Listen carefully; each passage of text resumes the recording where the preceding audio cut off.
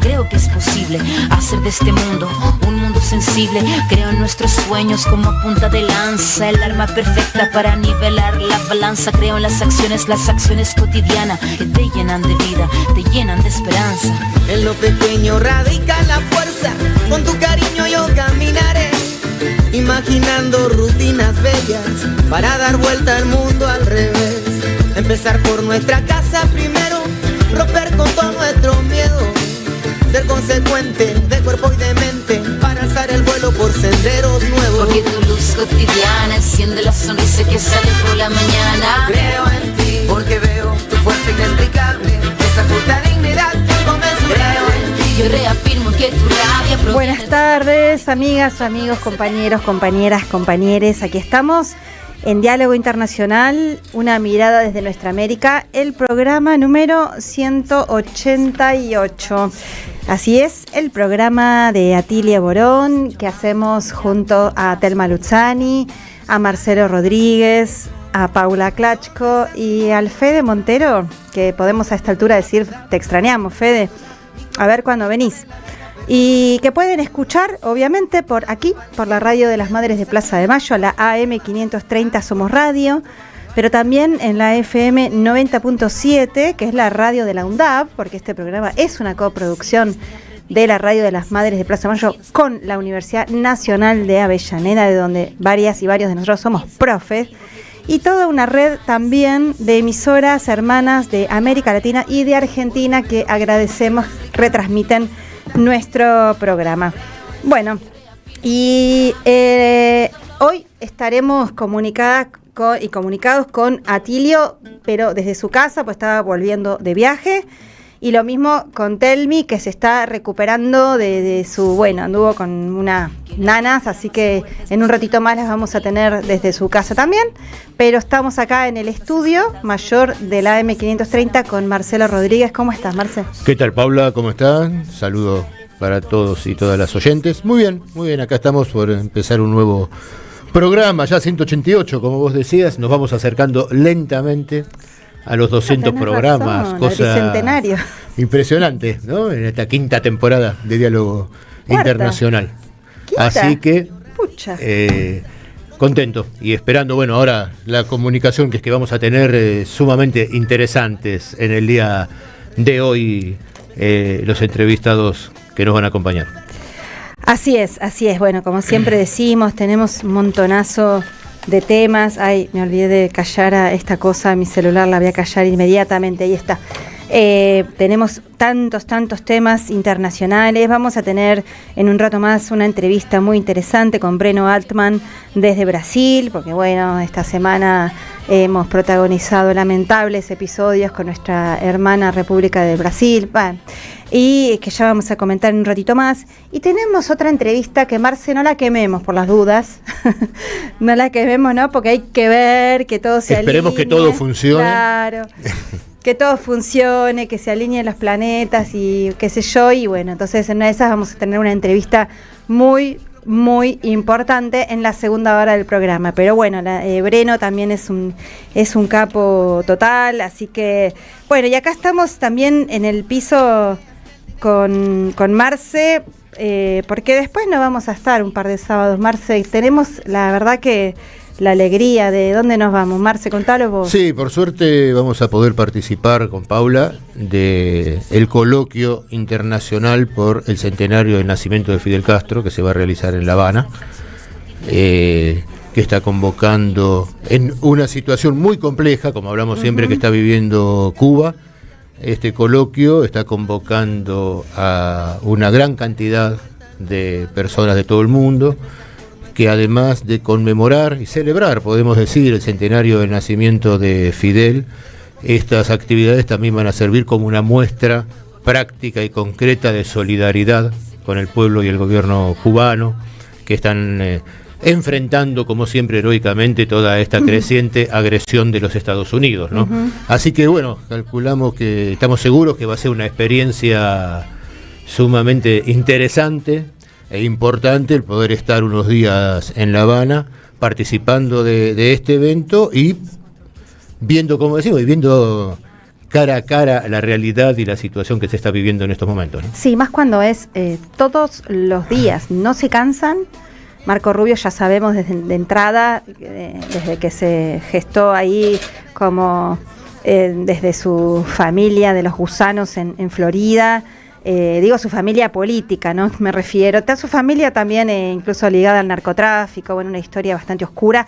Pueden leer el libro de Edelberto López Blanch, que se llama Rubio, un mitómano incontrolable, excelente, bueno, ahí se van a enterar mejor. Pero digo, no cesan los ataques, el sábado pasado comentamos ese nefasto documento que salió también, a pesar de que la lava, indirectamente la lava, pero bueno, la coloca ahí en el blanco de todos los ataques, y también siguen las sanciones. Esta semana pusieron nuevas mal llamadas sanciones, incluso a los servicios médicos, ¿no? Que bueno, presta tan solidariamente Cuba en el exterior, en los lugares donde nadie quiere ir, en los momentos más álgidos de las epidemias más severas, de las tragedias naturales más también importantes. Allí están siempre las y los médicos cubanos. Esta semana fueron condecorados por Delcy Rodríguez en Cuba, también la misión médica que vino para ayudar con el tema del terremoto. Así que, bueno, vamos a tener la dicha con Marce. Ojalá podamos salir un ratito desde allá. Vamos a hacer el intento, sabemos que la situación está complicada. Una cosa, Paula, que quería contar, que me parece importante, porque nosotros estuvimos convocando bastante desde este programa a participar de la campaña que conejen la Casa de la Solidaridad, de la Amistad Argentino-Cubana, varias organizaciones políticas, sociales, sindicales. Estuvimos trabajando para comprar los paneles solares para Cuba. Bueno, esa campaña que va a continuar, pero en esta primera etapa, ya esta semana llegaron los primeros, creo que son 43 paneles a Cuba. Qué bueno. Y en estos días ya desde el Ministerio de Energía se estaba disponiendo la utilización de estos paneles, pero dentro de esta situación nos pone muy contentos que todos estos festivales, obras de teatro, distintas cosas, y que íbamos pasando el alias para que se pueda colaborar, poder los frutos que comunicar, ¿no? Que ya esta primera etapa se cumplió y que ya están en La Habana los primeros equipos que se mandaron desde Buenos Aires. Muchas gracias a todas y todos los que pudieron colaborar, gracias a la Casa de la Amistad Argentino-Cubana por ocuparse, dedicarse, y bueno, las distintas organizaciones políticas, sociales, sindicales que estuvieron apoyando y seguimos apoyando esta campaña muy importante. También vamos a estar en la Feria del Libro, que se va a realizar en La Habana, iba a ser en febrero, se pospuso y ahora va a tener lugar en la Estación Cultural en plena también ciudad de La Habana. Va a haber encuentros también internacionales, como por ejemplo la Asamblea Continental del ALBA Movimientos. Eso para decir que va a ser un gran momento, un gran encuentro de las militancias internacionalistas, ¿no? De Cuba y del mundo entero ahí en la isla revolucionaria. Cuántas cosas, ¿no? Así para hacer algunos comentarios. ¿Querés lo del libro? Podemos ir anunciando, te iba a decir, podemos ir anunciando así en tiempo. Así la gente se comunica, sí. Como todos los sábados, hoy vamos a realizar el sorteo de un libro que nos acerca Ediciones Continente. El nombre del libro es Biodiversidad, que sus autores son Daniel Melendi, Laura Scafati y Wolfgang Bollheimer. Este libro Biodiversidad es el que vamos a sortear hoy. A quienes quieran participar por un ejemplar del mismo, nos tienen que enviar un mensaje de WhatsApp, de texto, por favor, no un audio, al 11 3200 0530. 11 3200 0530 y nos dicen que quieren participar por el libro con los últimos 3 números de su documento y su nombre. Y como siempre, quien sea el ganador o la ganadora lo podrá pasar a buscar a partir del día martes por Librería Badaraco, Avenida Entre Ríos 921, Ciudad de Buenos Aires. Acá hay algunas oyentes que nos dicen que quieren venir con nosotros a Cuba y que vengan. Pero que vengan. Cuba, a pesar de todo la propaganda que le hacen, está abierta al turismo, chicas y chicos, así que si pueden en cuotas o de alguna manera conseguirse, vengan. Cuba necesita. Bueno, obviamente estoy diciendo algo que es muy difícil porque acá estamos todos en situación de muchas dificultades económicas. Algunos planeamos este viaje con muchísimo tiempo, lo hemos podido lograr, pero bueno, no, de verdad, sí es importante los que puedan y las que quieran llegarse, porque se puede y es hermoso y vale la pena. Y bueno, comentar también, Marce, algunas cositas antes de que Primero saludamos y agradecemos a nuestro queridísimo, imprescindible Leandro Deza en la coordinación general y en la producción del programa, y también al querido Gabriel Agugliaro ahí haciendo magia en la operación técnica de la Radio de las Madres. Muchas gracias, y también mandamos un abrazo a Noelia Giorgi y a Rodolfo Amawi de la Universidad Nacional de Avellaneda, ¿no? Marce. Sí, hablando de la Universidad Nacional de Avellaneda, dale. Y de nuestro ciclo de complementación curricular en licenciatura de Historia, donde trabajamos con Paula, queríamos anunciar que del 4 al 7 de agosto, o sea, esta semana que viene, en la UNDAB se va a realizar el 11º Encuentro Latinoamericano de Historia Oral, que se llama Historia Oral ¿para qué? Y es coorganizado por la Red Latinoamericana de Historia Oral y la Universidad Nacional de Avellaneda y el ciclo de Historia que trabajamos nosotros. Esto va a ser del 4 al 7 de agosto, como les decía, en la sede de Arenales 320 en Avellaneda, y el martes 4, a partir de las 14 horas, comienza la inscripción y las actividades, hasta el viernes 7. Va a haber muchas actividades, mesas muy interesantes, vienen investigadores de distintos países de América Latina que van a participar de este encuentro, así que bueno, excelente. Aprovechamos para invitarlas, quienes quieran participar, a partir del martes 4 en Arenales 320, sede de la Universidad Nacional de Avellaneda, el 11º Encuentro Latinoamericano de Historia Oral. Muy bien, es abierto, así que está buenísimo, no se lo pierdan. Bueno, y también en términos de cuestiones internacionales, es importante mencionar que salieron nuevos audios, filtraciones del llamado Honduras Gate, que son toda una serie de audios grabados, de conversaciones, sobre todo del actual presidente Nasri Asfura con el expresidente Juan Orlando Hernández, que tuvieron lugar hace unos meses. Este señor Juan Orlando Hernández estaba preso, condenado en tribunales federales en Nueva York a 45 años de prisión por traficar más de, qué sé yo, ya se me pierde el número porque encima me excede, no sé si 400 toneladas de cocaína, una barbaridad, una bestialidad. Y que el señor Donald Trump se le ocurrió, por supuesto, graciosamente, indultarlo, como hace con sus amiguitos, con sus aliados, con sus peones, con sus títeres. O socios. Exactamente, mejor dicho. O socios, y que además le son muy funcionales para digitar la política de lo que él considera su patio trasero. Y bueno, y que tenían en la mira, ¿no?, hundir al gobierno de Libre, de Xiomara Castro en las últimas elecciones, tratando de restablecer a esta realmente dictadura que, recordemos, en 2009 habían desalojado con un golpe de Estado a Manuel Mel Zelaya y habían gobernado a través de fraudes y más fraudes por 12 años en Honduras, hasta que retornó Xiomara, gobernó 4 años y luego, con fraudes mediante intervención estadounidense, mucho dinero, etcétera, han retomado el poder político, el gobierno, y ahora este Juan Orlando Hernández regresó a Honduras impunemente. Uh-huh. Pero la cuestión es, lo contamos así, y la verdad es que les recomendamos que vayan a las fuentes. Esto lo está publicando el diario y Canal Red. Es una investigación que publican ellos y ellas, así que recomendamos que lo vayan a buscar y a leer y a ver ahí. Pero bueno, es muy interesante porque están chequeados, es muy serio, y se lo escucha al Juan Orlando Hernández y a Nasri Asfura agradeciendo todo el tiempo a los israelitas, así en esos términos. O sea, vienen a refrendar lo que muchas veces hablamos, ¿no? La presencia del Estado, del gobierno israelí, ¿no?, como satélite del imperialismo estadounidense. Porque aclaremos esto, es el imperialismo estadounidense que tiene sus tentáculos por todo el mundo, y sabemos que el Estado, el gobierno de Israel, cumple las funciones por su gran desarrollo en ciberseguridad y cibervigilancia.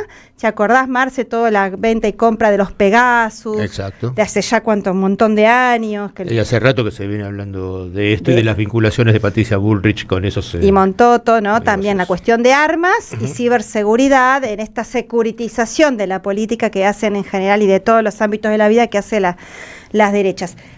Bueno, lo que viene a refrendar es cómo Israel, a través del Mossad y de sus herramientas de ciberseguridad, viene interviniendo también con dinero, con todas estas herramientas, en todas las elecciones, los procesos electorales de nuestros países. En esos primeros audios, habían ya los que habían salido antes, habían dicho estos personajes que además Javier Milei había puesto $350.000 para contribuir a la causa y a montar un departamento de información, ¿no? Podemos entender, de manipulación desde Miami, un canal, ¿no? Algo así, una plataforma de latinoamericana para montar todas sus operetas para bueno, siempre ha dirigido contra, aparte subiéndose hasta el lenguaje de la Guerra Fría y terrible que tilda a la izquierda y a los progresismos en general como narcoterrorismo. Sí, ahí hay dos niveles que va a ser muy interesante poder seguir, Paula, que es, primero, los límites cada vez más evidentes que tienen los procesos democráticos y los sistemas electorales. Hemos visto a lo largo de todo este año cómo la injerencia brutal de los Estados Unidos en elecciones como en Honduras, como en Colombia, a donde no le piden las actas como le pedían a Venezuela en su momento, y todas las amenazas que se vienen haciendo, que toda elección que aparezca reñida corre el riesgo de terminar siendo, como Perú, con los votos en el exterior o con alguna movida de este tipo, siendo manipulada para favorecer el triunfo de las expresiones de derecha y de ultraderecha en el continente. Eso por un lado. Y lo otro es, esta semana estuvimos leyendo el documento que se llama Cuba y el comunismo del siglo XXI del Departamento de Estado. Capital mundial del comunismo del siglo XXI. Y es muy interesante leerlo. Es la base de lo que dijo Marcos Rubio, que habíamos analizado las semanas anteriores en estos encuentros, pero mucho más elaborado, y en donde se hace 107 páginas de justificación de la importancia de Cuba, de lo exitoso de los proyectos cubanos. Gracias. Para lograr generar e impulsar movimientos subversivos, guerrilleros en toda América Latina y particularmente en los Estados Unidos. O sea, es un intento de justificación de la agresión a Cuba, militar a Cuba, en estos momentos, pero a la vez resulta interesante leerlo porque no deja de haber también una suerte de reconocimiento a lo que ha sido la solidaridad, el internacionalismo y la lucha de Cuba, la influencia de la revolución cubana, pero al leerlo demuestra que hay sectores en los Estados Unidos que están generando día a día todo un relato para justificar un ataque a Cuba, y hay que estar muy alertas frente a esto, ¿no? Entonces, por un lado, otra vez esto, desde que se hizo el famoso escudo que hablamos en marzo de este año, hasta esta lucha contra la izquierda, de las Américas, el escudo de las Américas, hasta estos nuevos planteos de lucha contra las izquierdas, etcétera, etcétera, etcétera. Y el debilitamiento de los sistemas electorales y democráticos, que están poniendo muy en duda los resultados y las posibilidades de gobiernos o sectores populares o de izquierda de poder ganar por ese método, por la manipulación que estamos viendo, nos presenta un escenario complejo que nos propone como desafío ir repensando las distintas tácticas y estrategias para enfrentar a estos gobiernos y poder construir alternativas realmente de transformación en nuestra América, ¿no? Así es, y al respecto queremos escuchar ya al doctor Atilio Borón, que está conectado, me parece. A ver, Atilio. Hola, ahí sí, estás. Claro que estoy. ¿Cómo les va? Buenas tardes, perdón por la demora. ¿Qué tal, Atilio? Pero tuve un pequeño percance que tuve que resolver y ya está, nada serio, pero bueno, me impidió entrar a tiempo. Estaba escuchándolos a ustedes, evidentemente ese documento se las trae, ¿no es cierto?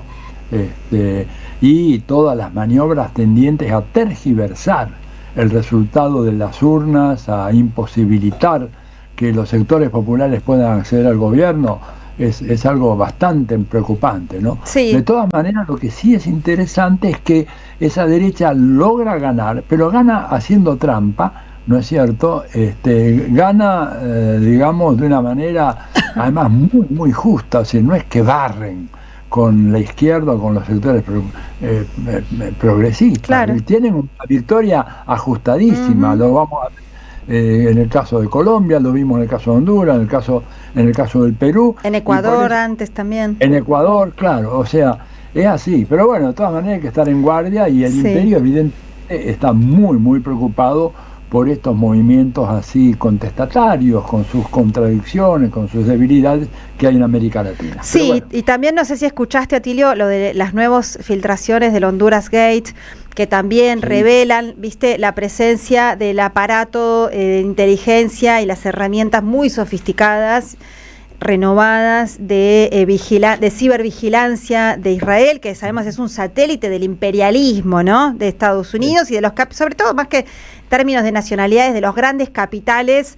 transnacionales occidentales, y que necesitan que territorios, por ejemplo, como la Argentina, con el RIC, el Super RIC y toda esta entrega que hace Milei, lo que está pasando en Honduras, que quieren también, ¿no?, convertirla, extender esto de las sedes, que hemos hablado otras veces, que también son territorios liberados al gran capital, en todos los sentidos, lo mismo que están haciendo en Ecuador, bueno, que pretenden acomodarlo a la entrega total, ¿no? Es lo que ha pasado en general, las venas abiertas de América Latina, es nuestra historia, pero ahora de manera como recargada, ¿no? Impresionante.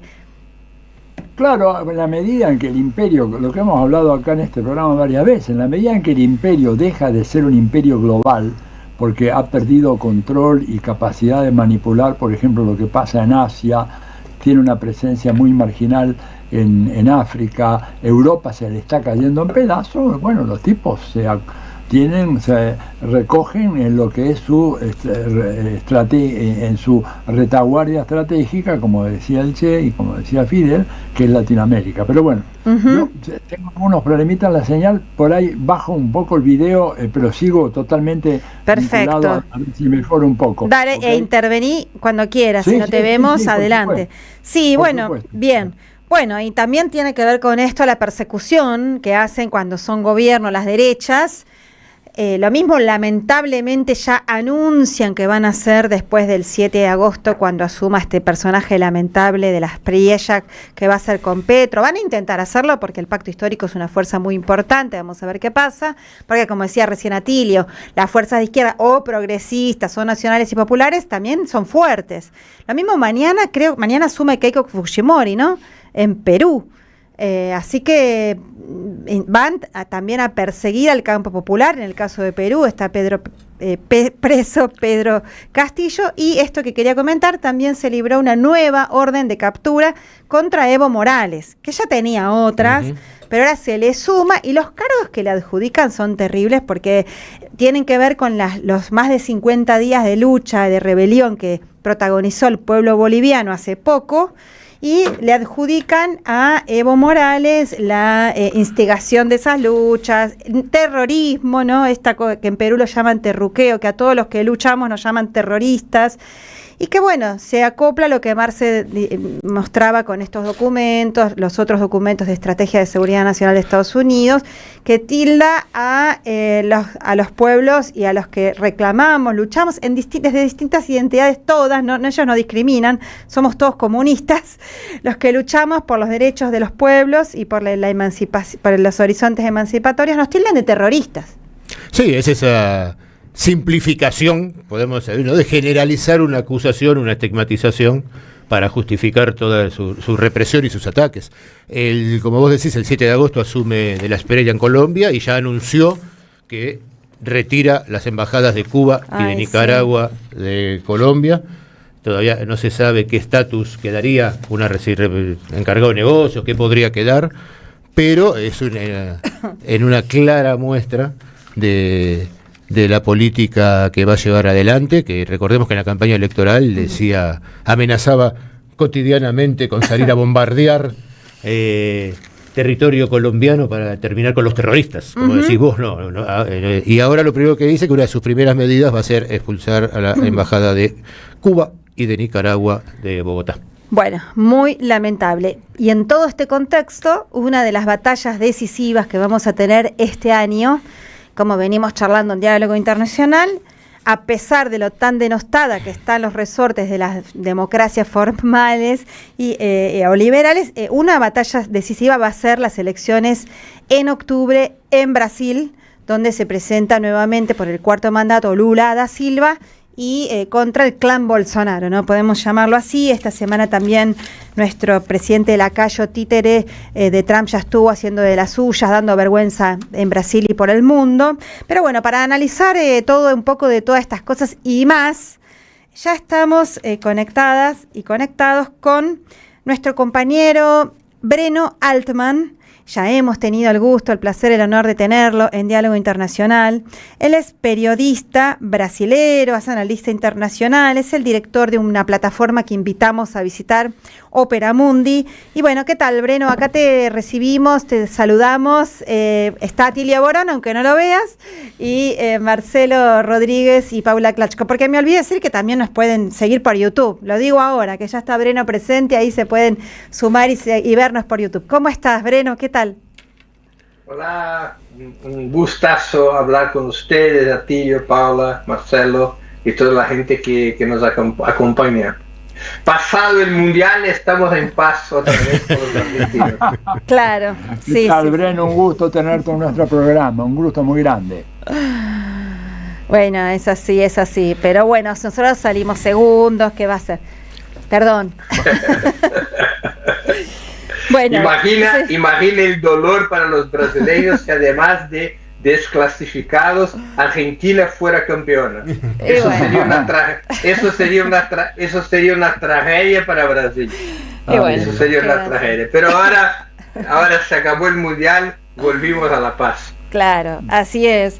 Bueno, Breno, querido, queremos escuchar un poco tu análisis en general, que siempre son tan agudos, tan profundos, sobre la situación. No sé por dónde querés empezar, yo recién mencioné algo, lo escuchaste en la introducción, las elecciones, lo que pasa en Brasil, esta opereta que protagonizó este esperpento que tenemos de presidente esta semana pasada, lo que le hace Trump a Brasil, los aranceles, no sé, donde quieras empezar a brindarnos, compartirnos tu análisis. Bueno, vamos por partes. Mira, yo creo que las elecciones brasileñas son una batalla estratégica para el plan de manutención de hegemonía de Estados Unidos. Se van a jugar en esa batalla con todas las fuerzas, porque si cae Brasil, ellos tendrían, con la excepción de Uruguay, el control de toda Sudamérica, claro, que no de Venezuela, pero Venezuela es una situación muy especial, muy específica, que tendríamos que analizar en separado. Entonces, ellos irían a tener el comando del gobierno, sectores políticos muy cercanos, muy superditados a Donald Trump. Si ganan en Brasil, tendrían el control de Colombia, de Argentina, de Brasil, de Perú, de Ecuador, de toda Sudamérica. Eso sería un avance importante en su estrategia de hegemonía. Y por eso se van a jugar pesado, y ya lo están haciendo. No solamente la Casa Blanca directamente, pero también sus aliados políticos, como es el caso de Milei. El tema es que la intervención de ellos en el escenario brasileño, incluyendo la intervención del señor presidente de Argentina, esa intervención no les está saliendo bien. Claro. En términos electorales, eso está desgastando aún más a Flávio Bolsonaro. Incluso yo siempre me recuerdo, Paula, de una frase de Napoleón Bonaparte: cuando el enemigo se está equivocando, no lo interrumpamos, dejémoslo que se equivoque, ¿no? Entonces, cuando muchos compañeros hablan conmigo, vamos a hacer eso y ese otro contra Milei y contra su presencia, contra su intervención, la de Trump, no, dejémoslo de actuar. Entonces, de todas formas, ellos tratan de generar en Brasil un clima político de alguna forma cercano al clima político que trataron de generar en Colombia y antes en Argentina, en las elecciones parlamentarias que ustedes tuvieron hace 2 meses. ¿Cuál es la lógica? Que si no hay en Brasil un gobierno alineado a la Casa Blanca, los riesgos para el país son inmensos, los riesgos económicos, los riesgos incluso militares. Y que la única salida para mantener buenas relaciones con Estados Unidos y evitar una situación como la de Venezuela es que en Brasil la ultraderecha esté en el Palacio del Planalto. Y ofrecen con una mano la amenaza, el terror, y con la otra mano ofrecen el bonus. O sea, en el caso de que Flavio Bolsonaro sea electo presidente, que Estados Unidos van a tener con Brasil las relaciones más fuertes de ese mundo, y lo mismo se va a pasar con Argentina y con Colombia. Todos los problemas se van a solventar porque finalmente un gobierno aliado a la Casa Blanca sería la clave para el futuro. Entonces yo creo que interviene para generar este estado de espíritu. Las encuestas demuestran que no están logrando ese blanco, no están logrando suceso en esa estrategia. Las elecciones acá van a ser muy apretadas, pero en ese momento el presidente Lula tiene un promedio de los principales institutos, el presidente Lula tiene alguna cosa como entre 4 y 8 puntos por adelante de Flavio Bolsonaro en la segunda vuelta. Yo creo que es el favorito. No va a ser nada fácil, pero Lula es el favorito. Pero ¿qué riesgos hay si se pasa? Digo, no hay riesgos en una segunda vuelta. Vos decís que las fuerzas de derecha, porque digo, tengo en mente también las elecciones intermedias que hubo en Brasil y en general también había muchas organizaciones o políticas de derecha que juntaban sus votos. Vos decís que no van a ir a sumar al clan Bolsonaro, bueno, a Flavio en este caso. Mira, las elecciones que tenemos antes de las nacionales son las municipales. Por las características del sistema político brasileño, tiene muy pocos vínculos las municipales con las nacionales, porque de hecho la izquierda jamás ha logrado una presencia territorial en todos los 5.500 municipios del país, ¿no? La izquierda tiene una inserción que no logra tener esta molecularidad, al revés de la derecha. Entonces, en las municipales siempre los resultados de la izquierda son peores que en las nacionales. Y en las nacionales hay que hacer una diferenciación entre las parlamentarias y la presidencial. Por ese mismo motivo, o sea, la relativamente baja inserción territorial de la izquierda hace con que, y por las características de nuestro sistema electoral, es más fácil elegir un presidente de la República do que elegir diputados de izquierda. Hago ese comentario previo para poner el siguiente tema en nuestra análisis de acá. Lula es prácticamente el único candidato no solamente de la izquierda, pero hasta mismo del campo democrático, de un campo antifascista, ¿no? Claro. Hay unas pequeñas candidaturas de la ultraizquierda, pero sin capacidad electoral real. Juntas todas las tres van a tener como 1 punto, 2 puntos porcentuales. La derecha sí se va a presentar dividida, porque además de Flavio Bolsonaro, hay otras 3 candidaturas de derecha, cada cual punteando en las encuestas con 3 a 5 puntos. Ronaldo Caiado, que ha sido gobernador de Goiás, un hombre un hombre mayor que tiene vínculos históricos con el agrobusiness y con la ultraderecha. El otro Zema, que ha sido gobernador de Minas Gerais, y un tercer con una candidatura más joven, Renan Santos, que sale por un nuevo partido de la ultraderecha que se llama Misión. Esos 3 tienen como de 3 a 5 puntos y van a apoyar a Flavio Bolsonaro en la segunda vuelta. O sea, no hay cómo evitar la segunda vuelta. O sea, Lula no tiene por dónde manejar para que no haya una segunda vuelta, porque los partidos del centro se van a neutralizar, no van a apoyar formalmente, eso es lo más probable, ni a Lula ni a Flávio Bolsonaro, van a liberar sus directorios provinciales, acá lo llamamos directorios estaduales, a decidir el apoyo por quien les dé gana, sin una posición nacional. Entonces hay poca margen para que el presidente Lula pueda ganar las elecciones en la primera vuelta. ¿Cómo sería eso de primera vuelta? Que no me acuerdo lo técnico para compartir con la audiencia. Lo técnico es diferente, que tiene que tener 50% más uno de los votos. Okay. Punto. ¿No? Porque ustedes tienen la regla de que se puede ganar con 40% desde que tenga 10 puntos por arriba del segundo. No, en Brasil es 50% más uno.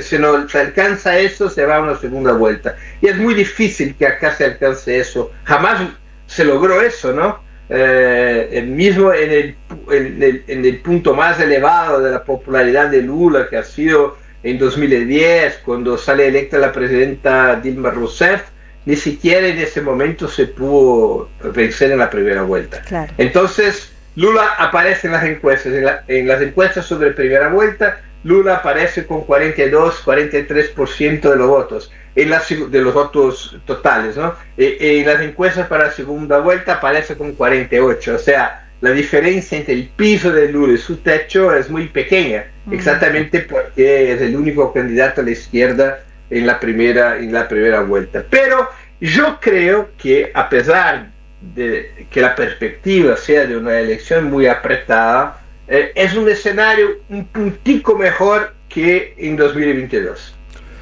¿Qué tal, Breno? ¿Cómo estás? Marcelo Rodríguez te saluda. Marcelo, ¿cómo estás? Teniendo en cuenta esto que vos nos estás contando, nos estás planteando este escenario, y lo que veníamos hablando nosotros antes acá en el programa, de el nivel de injerencia que está teniendo el gobierno de Estados Unidos en los procesos electorales, las sospechas de fraude que ha habido, en donde elecciones que resultan ser muy apretadas encuentran mecanismos para dejar la sospecha de si por los votos en el exterior o por distinta manipulación de actas terminan favoreciéndose a las expresiones de ultraderecha. Escuchamos a Lula esta semana en un acto haciendo un fuerte hincapié en la soberanía brasilera y asegurando que no iba a permitir la injerencia extranjera en el proceso electoral brasilero. Y si no leí mal, vos me corregís cualquier cosa, hay la empresa que está a cargo de llevar adelante el escrutinio es una empresa israelí, en Brasil también, lo cual alimentaría, por lo que se dijo aquí en Buenos Aires, ¿no? Alimentaría las sospechas de que ante una elección muy apretada podría haber una manipulación de los resultados. Esto es un tema, ¿cómo lo ves vos primero? Y si esto es un tema que aparece en el debate en Brasil. Una empresa israelí que haría... Sí, aquí se dijo que, acá salieron las noticias de que era una empresa israelí la que estaba a cargo del escrutinio en Brasil. Por eso te preguntaba. No. Acá las posibilidades de un fraude electoral son prácticamente inexistentes por el voto electrónico. O sea, es un escenario muy distinto de otros países y es un sistema controlado totalmente por la Corte Electoral. No hay ninguna empresa israelí que esté a cargo de eso.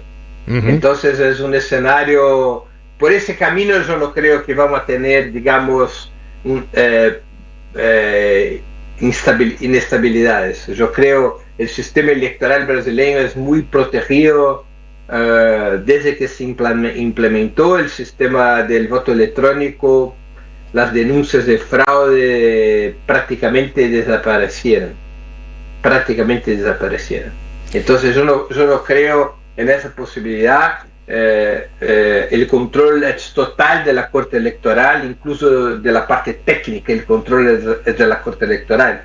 Y la Corte Electoral es bastante plural, no hay un control político por parte de la derecha, y hay un nivel de acceso y supervisión de todos los partidos, y el PT tiene una enorme experiencia en manejarse con ese tipo de situación. Tanto es así que en todos esos procesos electorales en que ganó Lula o que ganó Dilma, no se pudo, aunque la gente de la derecha tuviera la gana de hacerlo, no era posible hacer cosa alguna en esos términos. El sistema electrónico en Brasil tiene como casi 30 años, ¿no?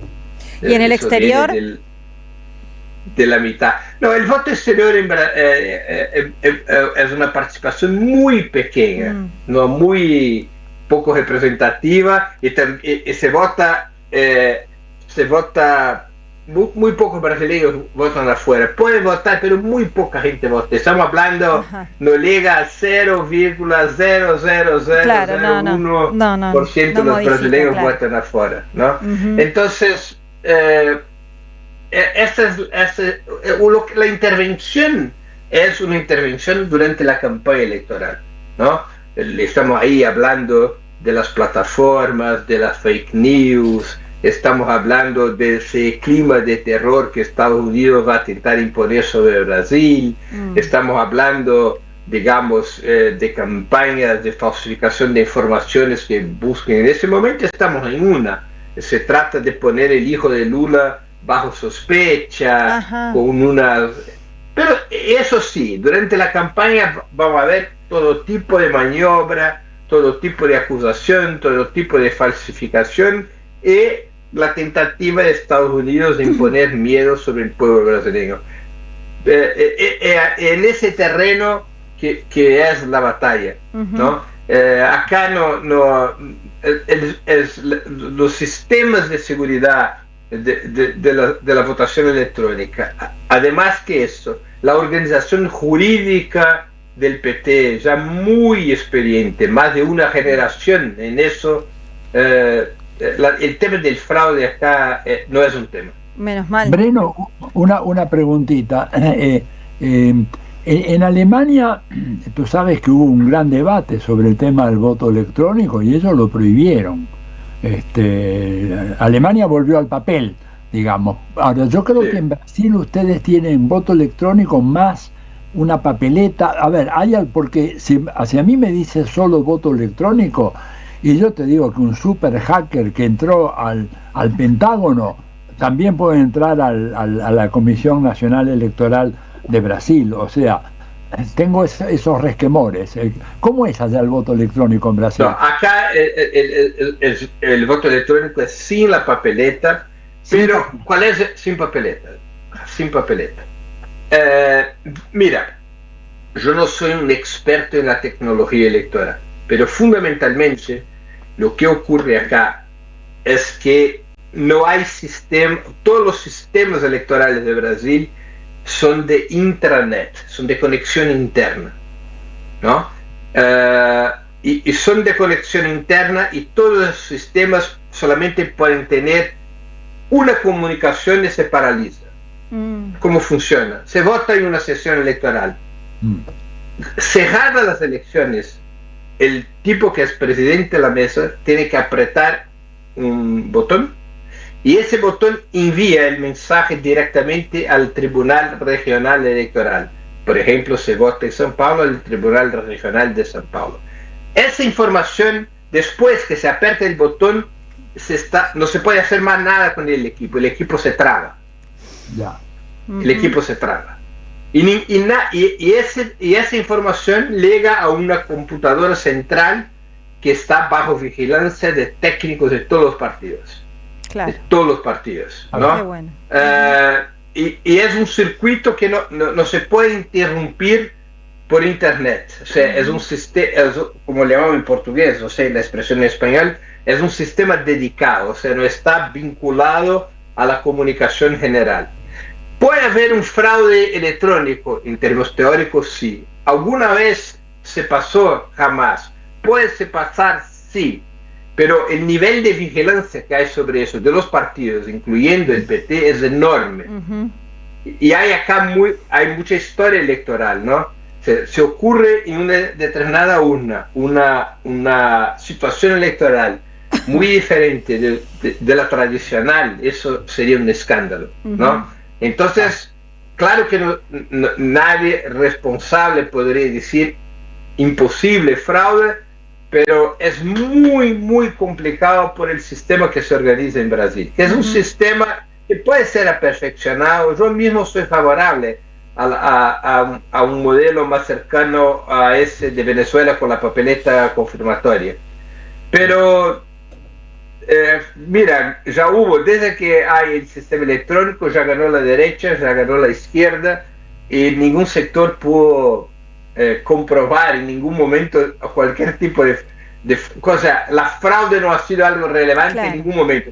Las dos denuncias de fraude que tuvimos fueron de la derecha contra la victoria de la izquierda. Mira qué ironía, ¿no? Cuando pierde Aécio Neves en 2014, él trata de poner el tema del fraude, pero rápidamente recula de esa discusión porque no tiene cómo probar. Y después Bolsonaro, ¿no? Así es. Han sido las dos únicas denuncias de fraude, y de verdad que no eran denuncias de fraude, eran pura maniobra política.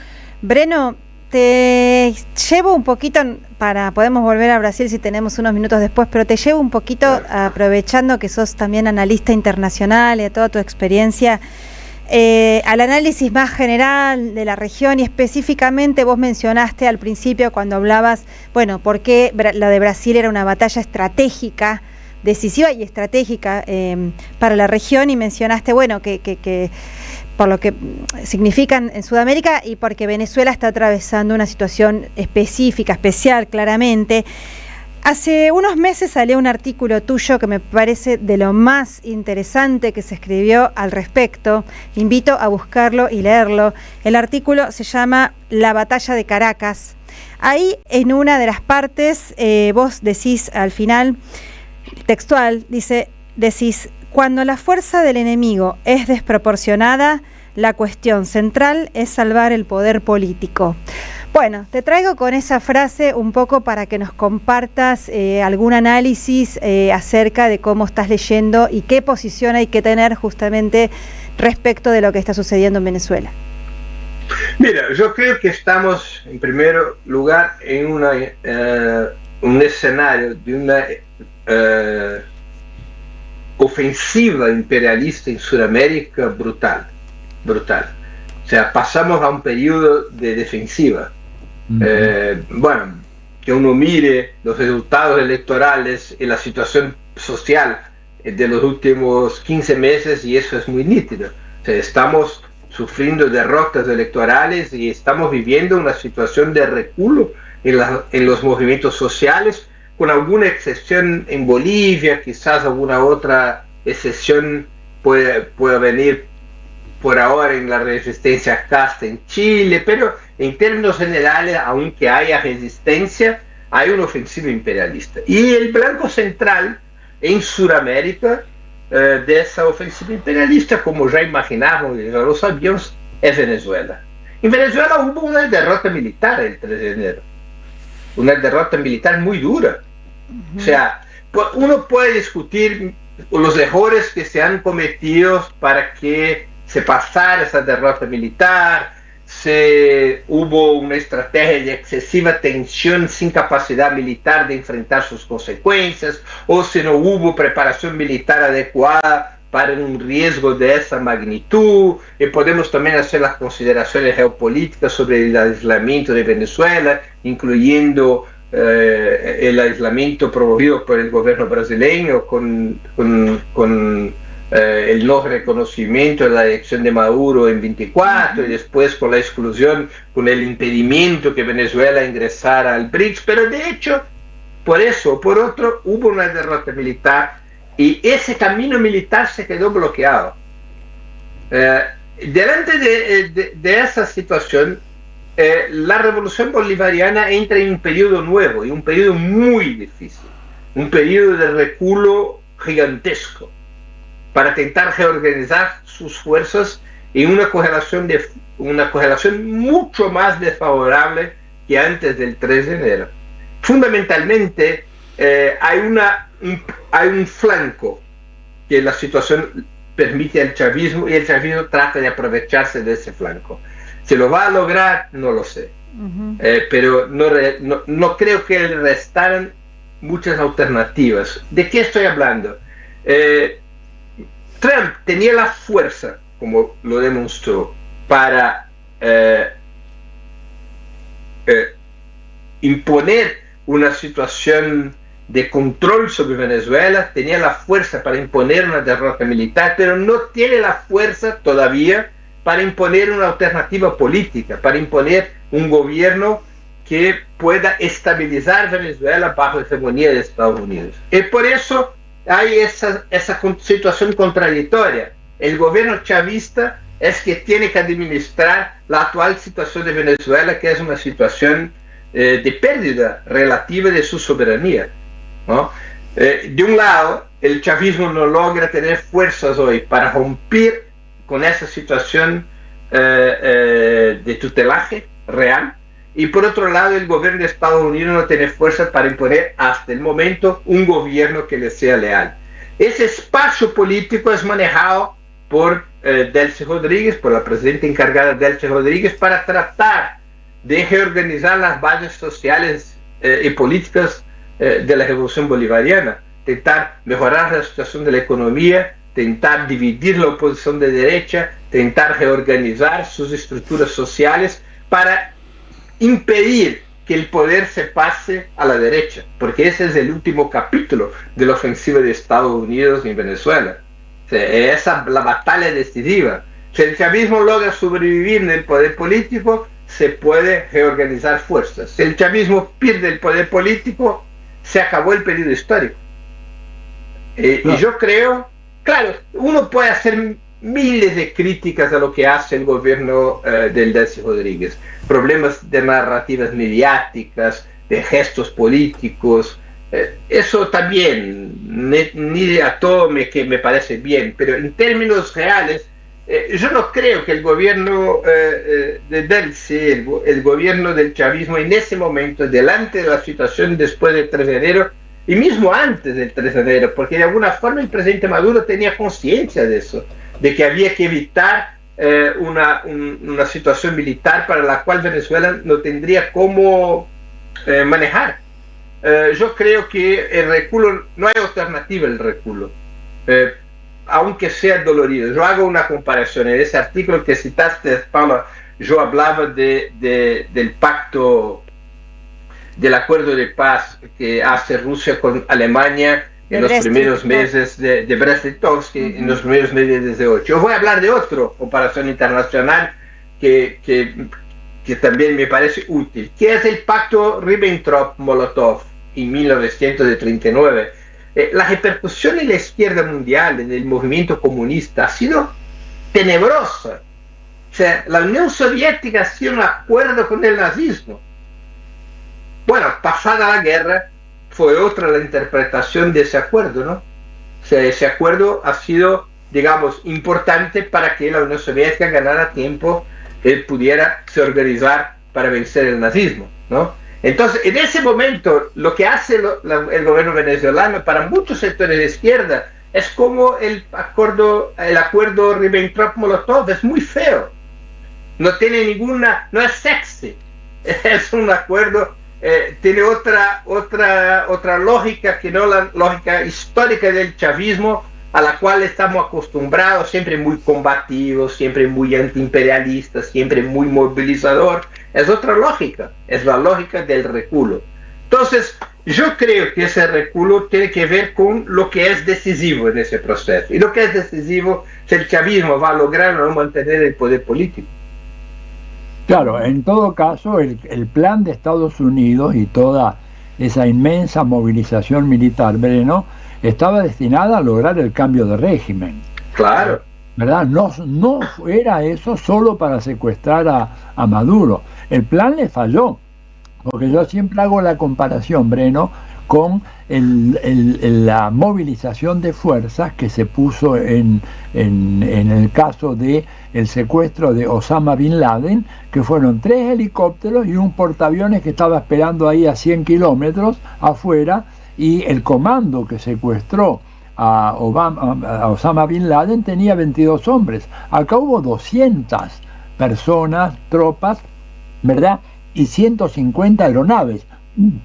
O sea, claramente el objetivo era otro, era que se produjera el derrumbe del Estado chavista, que las masas salieran a la calle, claro, y le falló el plan. Pero bueno, es cierto que la historia dará su veredicto en unos pocos años.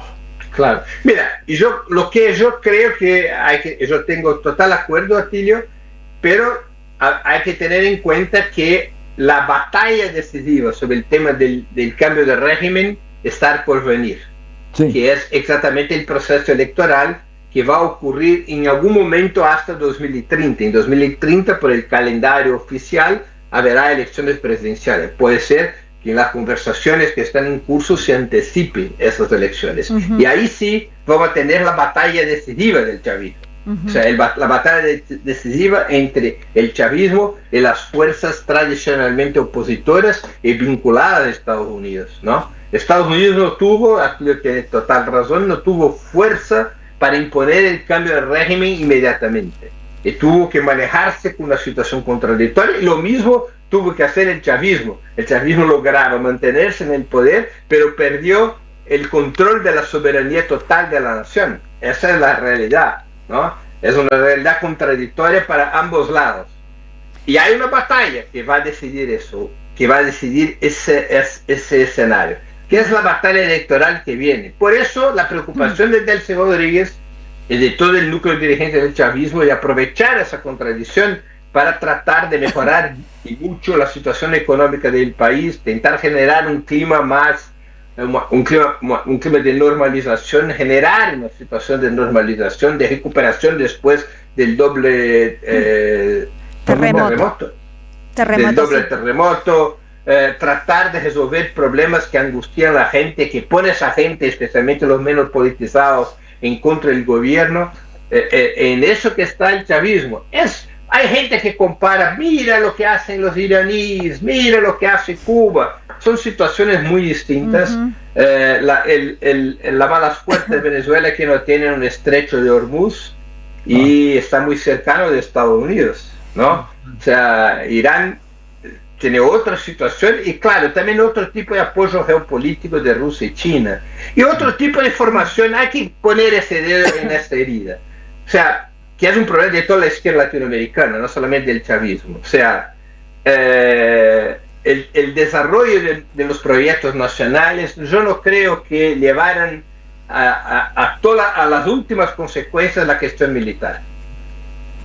O sea, no se preparaba, no se creía, aunque se discursara sobre eso, no se creía que una situación militar directa pudiera ocurrir. Con la excepción de Cuba, que siempre tuvo eso en su radar. Porque lo vivió en carne propia, ¿no? La invasión por allá de cochinos, y sí, Delcy misma muchas veces dijo y volvió a decir ahora esta semana que no se esperaban de ninguna manera que tuvieran una invasión, un bombardeo de esas características, ¿no? Aéreo a Caracas y a varias ciudades. Pero bueno, para seguir charlando tendríamos que seguir.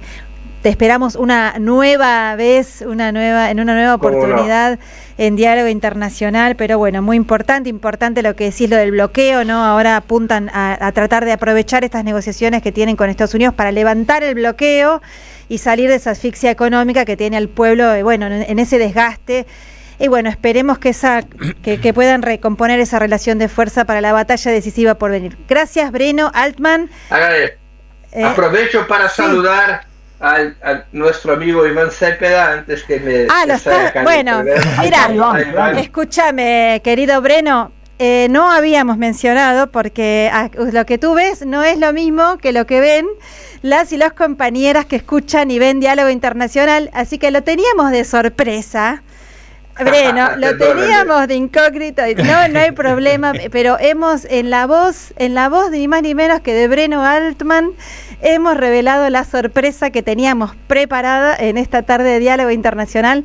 Así que bueno, ya nos confirmás que lo tenemos al queridísimo Iván Cepeda, recientemente candidato a presidente por el Pacto Histórico en Colombia, al que le han birlado las elecciones por un fraude electoral, como hablábamos antes, por menos del 1%. Y querido Iván, te saludamos, primero te despedimos. Breno, muchísimas gracias por tu participación. Muchas gracias. Breno puede quedarse. Un abrazo. Te podés quedar. Infelizmente tengo ahora mismo otra actividad, pero dejo acá un gran saludo a Iván. Dale, pero le rogamos a Iván y a nuestro querido público que nos espere unos minutitos, porque tenemos que ir a una tanda muy breve y ya volvemos directamente con la entrevista a Iván Cepeda. Diálogo Internacional. Atilio Borón y un gran equipo analizan la cuestión latinoamericana en primera persona. Diálogo Internacional. Los sábados a las 18 en AM530. Somos Radio.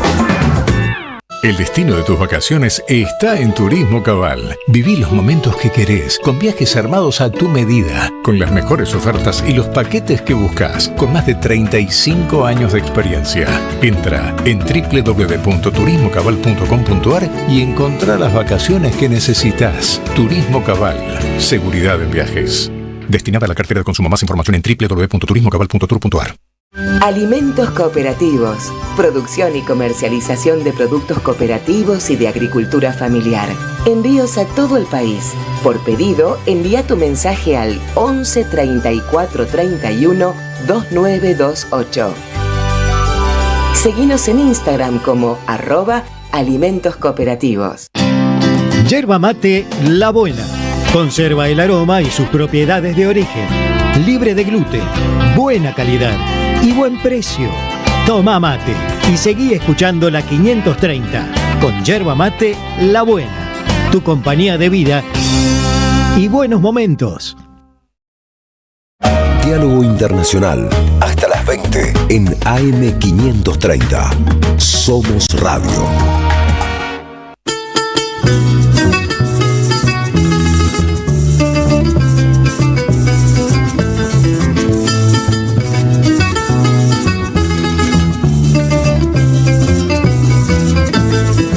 Pajarillo verde, ¿cómo no quieres que llore? Pajarillo verde, ¿cómo no voy a llorar? Pajarillo verde, ¿cómo no quieres que llore? Pajarillo verde, ¿cómo no voy a llorar? Ay, ay, ay, ay, bueno, volvimos. Estamos en Diálogo Internacional, una mirada desde nuestra América. Y bueno, ya lo anticipábamos antes de la tanda, esa sorpresa que dijimos al principio del programa, se nos cumplió ese deseo de poder entrevistar a quien es una figura de las máximas figuras políticas de América Latina, por supuesto de Colombia también. Además, Iván, lo iba a decir antes de que entres al programa, pero Iván lo digo adelante tuyo, ahora es un personaje entrañable, muy querido, porque es una persona, como decía el Che, que hay que endurecerse sin perder la ternura jamás. Bueno, ese es Iván Cepeda. Es filósofo, es senador actualmente también, y va a ser en realidad nuevamente senador de la República de Colombia. Y bueno, como decíamos recién, candidato recientemente por el Pacto Histórico a la presidencia de Colombia. Querido Iván, acá te saludamos, te damos la bienvenida a Diálogo Internacional, Atilia Borón, Marcelo Rodríguez y Paula Klachko. ¿Cómo estás? Es realmente muy placentero y me siento muy honrado de estar con ustedes y agradezco esas muy generosas palabras introductorias. Por favor. Bueno, cuéntanos, Iván, acá Tilio te pregunta, ¿cómo ves el panorama de el inicio de la Espriela ya con afirmaciones muy bombásticas, que cierra embajadas, que la lleva a Jerusalén, que corto con Cuba, digamos, toda esa desmesura retórica? ¿Qué es lo que ves que hay detrás de todo esto? Bueno, estamos luego de un proceso electoral supremamente desigual, porque a pesar de que nosotros somos la fuerza que ha gobernado el país en los últimos 4 años, nos enfrentamos a una máquina muy poderosa desde el punto de vista del establecimiento político, económico y mediático colombiano, pero además con la ayuda, el apoyo y la intervención, hay que decirlo, absolutamente descarada, sin ninguna clase de maquillajes de Estados Unidos, su gobierno, su presidente, el secretario de Estado, el señor Marco Rubio, en nuestras elecciones.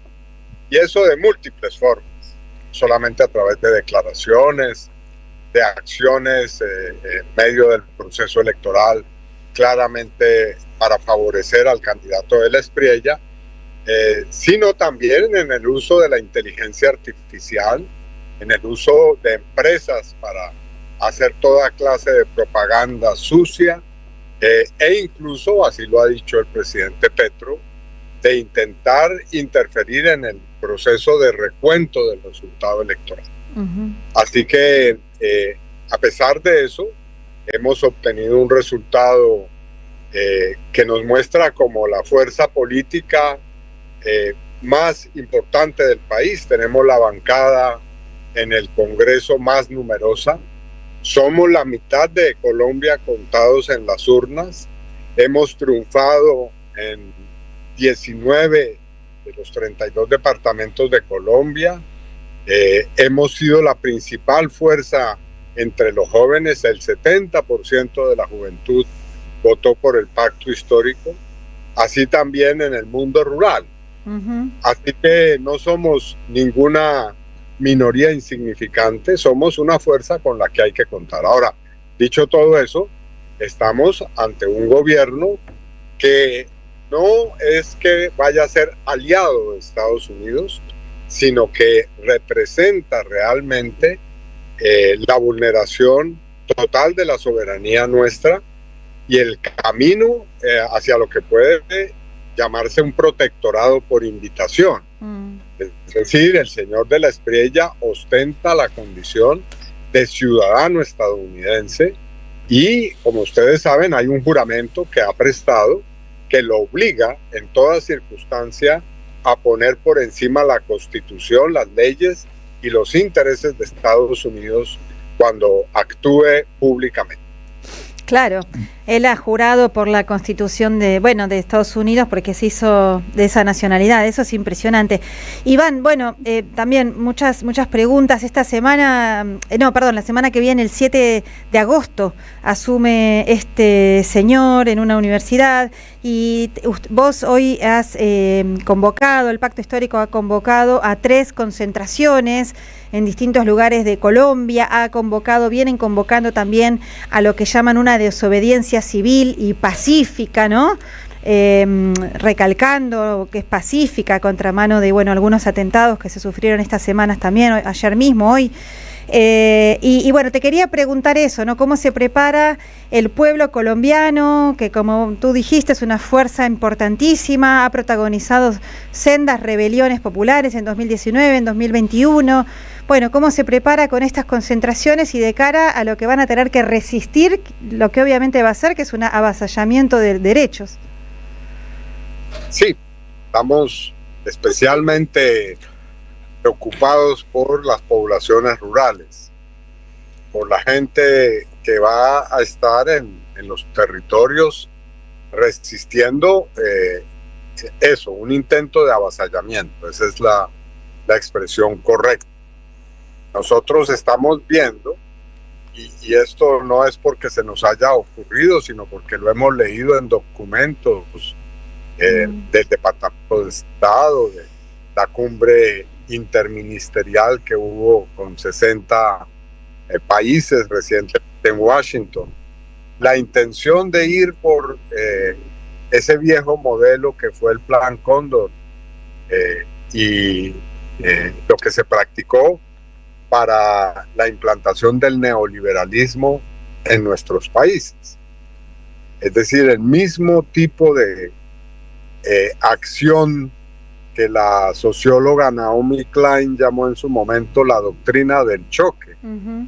Es decir, generar en la población un impacto de tal naturaleza que las contrarreformas sociales que van a buscar sin duda alguna borrar lo que ha hecho en estos años nuestro gobierno, pues se abran paso en medio de acciones represivas, crímenes de lesa humanidad, acciones de carácter autoritario por parte del Estado, decisiones de estado excepcional en los próximos meses. Así que estamos preparando para un escenario de esa naturaleza. Ya lo conocemos, ya se ha practicado en Colombia. Claro. El avasallar a las poblaciones a través de la violencia de Estado.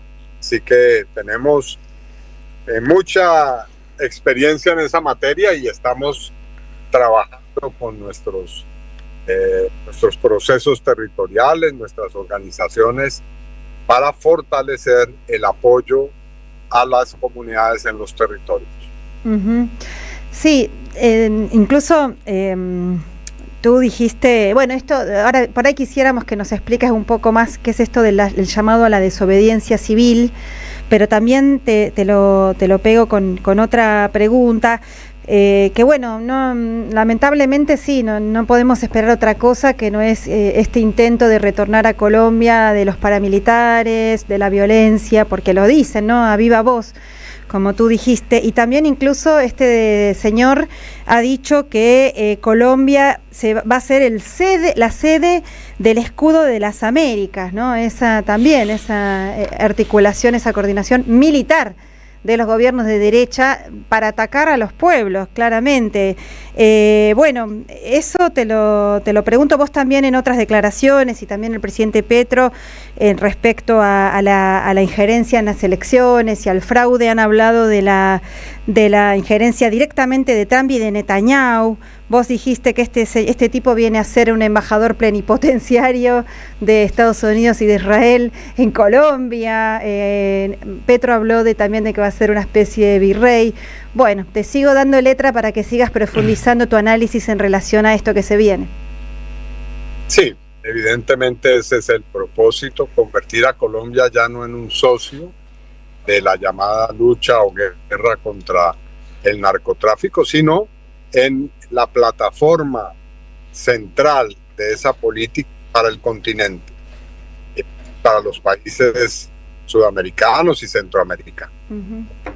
Ese es el propósito estratégico, pero aquí hay que partir de una realidad. El país ha cambiado el proceso de organización, de unidad de las fuerzas progresistas del movimiento social, y hoy no estamos ante un escenario en el que se pueda intentar imponer esta clase de decisiones y de actuaciones sin una resistencia importante del pueblo colombiano.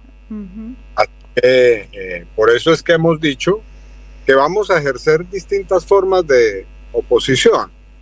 Estamos listos a dialogar si el gobierno de extrema derecha lo plantea como un escenario, pero también estamos dispuestos a resistir mediante la movilización, que va a tener un carácter pacífico, pero decidido, resuelto, y que puede llegar incluso a la desobediencia, ¿sí?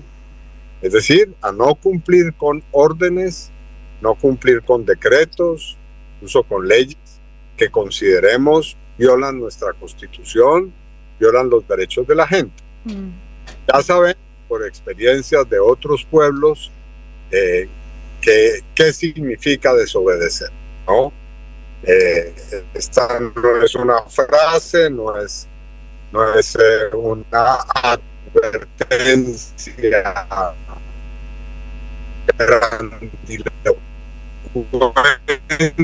ni retórica, sino es una disputa de desconocer la Constitución, las leyes, pues se va sencillamente también a optar por acciones de no cooperación, de oposición abierta, siempre pacífica, pero decidida. Bien, y a ver, Atilio, sí. Yo quería preguntarle a Iván, mira, una de las cosas que más nos ha llamado la atención, siguiendo el proceso electoral y postelectoral en Colombia, fueron las fuertes denuncias del presidente Gustavo Petro, tus denuncias, por supuesto, y toda la militancia del pacto histórico, pero como una cierta imposibilidad de revisar y de corregir lo que abiertamente había sido un proceso fraudulento. ¿A qué se debió eso? ¿A un poder judicial en contra, que está controlado por la derecha y por el uribismo, el papel de los medios, la presión de la embajada? ¿Por qué? Si se dijo con tanto énfasis el presidente Gustavo Petro que acá ha habido un fraude, no se pudo corregir eso, Iván. Bueno, por una parte hay que señalar que se han empleado métodos muy sofisticados de manipulación y que no tienen que ver ya simplemente con cómo se cuentan los votos, sino con la alteración de algoritmos y patrones para generar diferencias electorales que no son significativas, que pueden ser simplemente sumar de manera progresiva pequeñas cantidades de votos, restar otros para obtener un resultado que distorsione en última instancia las fuerzas que se expresaron en las urnas. Así que ahí ya hay una dificultad, pero a pesar de eso, ha habido 70.000 testigos digitales, así se han llamado, iniciativa de ciudadanos en Colombia y en muchas partes del mundo que han recabado información, posiciones de nulidad interpuestas ante las autoridades competentes, es decir, ante los jueces de la República. Realmente ahí es difícil que se pueda obtener un resultado porque, es decir, hay una muy temerosa, yo diría a veces cómplice actitud para permitir que estas cosas ocurran. Así que estamos enfrentados a esa nueva realidad. Aquí ya el problema no es solamente tener decenas de miles de testigos físicos como los tuvimos en las urnas, sino que estamos enfrentados ya a máquinas y procedimientos muy sofisticados de manipulación, tanto de la conciencia del elector como del propio material electoral. Una cosita con respecto a eso, y ahora Marcelo creo que también te quería hacer una pregunta, pero con respecto a esto muy técnico del fraude, porque recordemos que hace unos años atrás también se denunció fraude contra el pacto histórico y después, meses después, hizo el recuento y se les reconoció 500.000 votos a favor de ustedes y eso significó 4 diputados más. En este caso es mucho más complejo, ¿no? Porque es presidente, pero digo, existe esa posibilidad. Creo que incluso ahora son menos votos los que están en disputa o con los cuales ganó fraudulentamente esta elección el señor de las Prielas. ¿Qué podría pasar si de acá a unos meses se hace un recuento o si se está convocando ese recuento y muestra algo parecido a lo de la vez pasada? Pues si logramos que eso se pruebe judicialmente, estaríamos ante una situación de nulidad. Evidentemente habría que retomar el proceso electoral. Pero bueno, estamos haciendo la tarea y en eso hay que ser rigurosos, hay que ser disciplinados y estamos como demócratas que somos apelando a las autoridades de la manera que hay que hacer. Bien. No hemos tomado otro camino distinto. Bien. ¿Qué tal, Iván? ¿Cómo estás? Marcelo Rodríguez te saluda. Quiero volver a un tema que también me interesa mucho porque tiene que ver con la proyección de lo que puede suceder en Colombia de aquí en más, que es que para este proceso electoral una constitución diferente de la unidad del pacto histórico, ya que se transforma no solo en una personería única, sino en una fuerza política unitaria, no un frente electoral como el que nosotros quizás por ahí estamos más acostumbrados a ver aquí en la Argentina.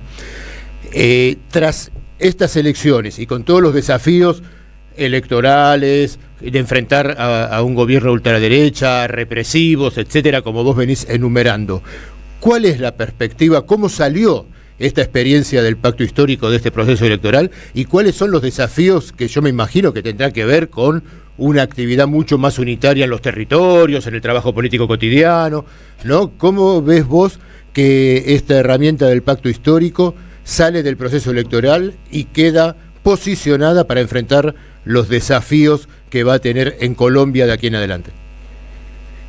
El pacto histórico tiene varios activos a su favor. Es una fuerza que cuenta con unas raíces históricas. No surgió en la víspera de estas elecciones, ha sido un proceso muy largo de decantación, de procesos de unidad de la izquierda política y algo a lo que yo le asigno tan o más importancia de la unidad con el movimiento social. El pacto histórico no es solamente una congregación de partidos políticos, sino también es la unidad con el movimiento social, con las fuerzas sindicales, con los pueblos originarios, con el movimiento campesino, con muchas expresiones de la sociedad colombiana.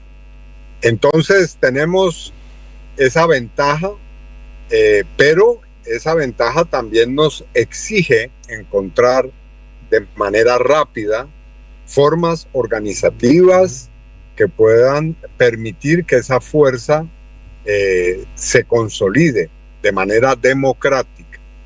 Esto es muy importante, ¿no? Que no sean las decisiones de una pequeña cúpula o de una dirección alejada de los territorios, de las bases sociales, lo que determina el futuro del pacto, sino una organización que permita la expresión de esa diversidad. Y entonces ahí necesitamos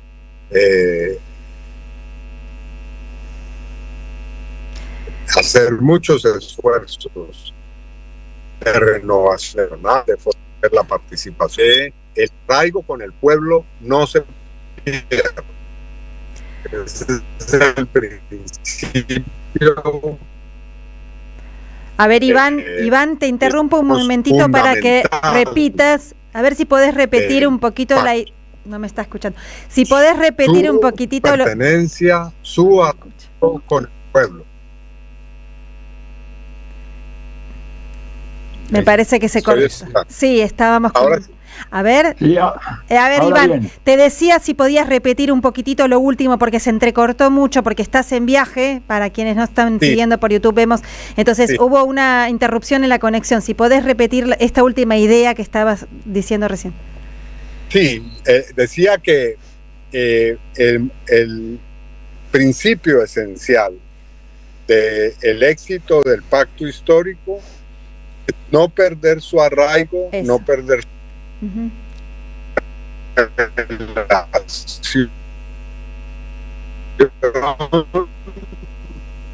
no perder su conexión al servicio de la gente. Pensar por encima siempre qué pasa con la suerte de las organizaciones comunitarias, estar conectados con su realidad, ser expresión real de sus luchas, ¿no? Momento en que perdemos esta conexión, momento en que el pacto histórico ha de ser una fuerza política del cambio.